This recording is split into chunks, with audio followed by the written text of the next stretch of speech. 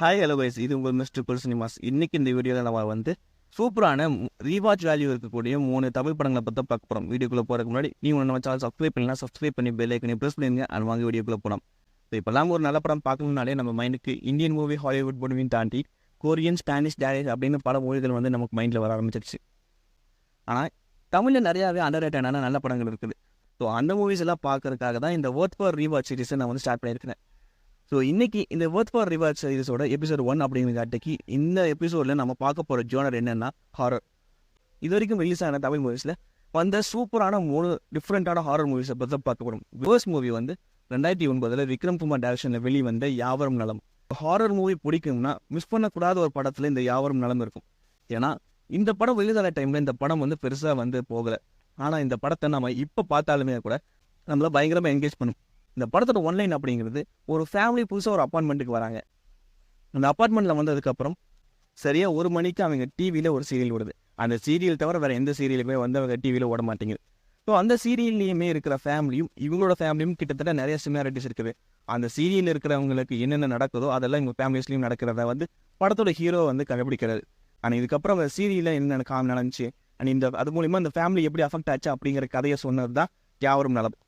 And 2வது movie வந்து 2015 அஸ்வின் சரவணன் டைரக்ஷனில் வெளியே வந்த மாயா மூவியோட ஒன்லைன் அப்படின்னு கேட்கல. இந்த படத்தோட ஹீரோயின் வந்து ஒரு சிங்கிள் மதர். அவங்களுக்கு ஃபினான்ஷியலி நிறையா வந்து ப்ராப்ளம் இருக்கும். அந்த ஃபினான்ஷியல் ப்ராப்ளத்தை சால்வ் பண்ணுறதுக்காக ஒரு விஷயம் பண்ணுவாங்க. அது என்னென்னா, ஒரு ஹாரர் மூவியை பார்த்தா அவங்களுக்கு காசு தராங்க அப்படிங்கிற பார்த்துருப்பாங்க. அந்த மூவியை பார்க்கறதுக்காக அவங்களும் ரெடி ஆவாங்க.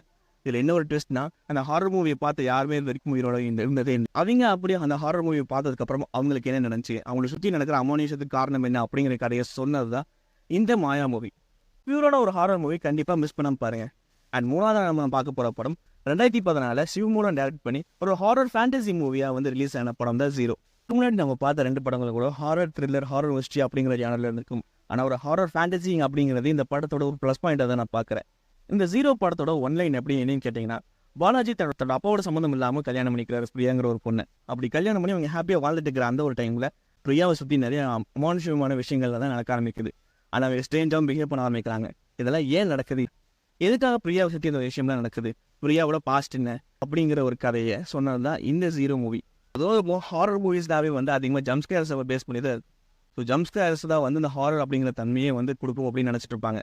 ஆனால் கிடையாது. இந்த 3 மூவிஸில் வந்து நீங்கள் அந்த ஜம்ஸ்கேர்ஸுங்கிற விஷயத்தையும் வந்து நீங்கள் பார்த்துருக்க முடியாது. கதையாகவே 3மே வந்து அந்த ஹாரர் வைப்பை கொண்டு இருக்கும். ஸோ அந்த ஒரு காரணத்துக்காகவே வந்து அந்த படங்களை நம்ம பார்க்கையில் பயங்கரமாக என்ஜாய் பண்ண முடியும்.